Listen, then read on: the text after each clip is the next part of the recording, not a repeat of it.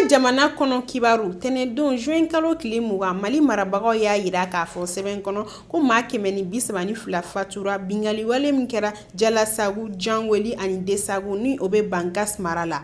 O hukumu kɔnɔna na tile 3 tasi bila kɛra tarata don juin kalo kile 21 banbatɔw tɔgɔ la.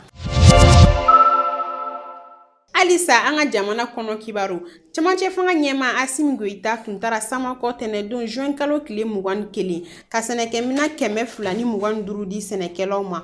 O wari in bɔra jamana kɛsu la.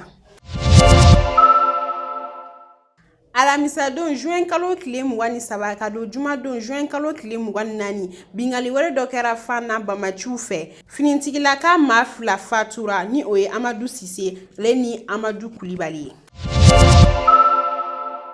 Anga jamana kɔkan kibaru Afghanistan kaw fe maa ba yiri ka bɔɲɔgɔn nin tora dugukolo yɛrɛ min kɛra Afghanistan maa 100 bɔɲɔgɔn jogina tarata don ka don araba don su la ni dugukolo yɛrɛ in digira kosɛbɛ Paktikani Kost ni o be Pakistan yanfan fɛ ni kasara in kɛra sababu ye ka so caman bin. Union européenne maaw farala ɲɔgɔn kan Bruxelles o hukumu kɔnɔna na u sɔnna ka Ukraine fara u ka jɛkulu kan.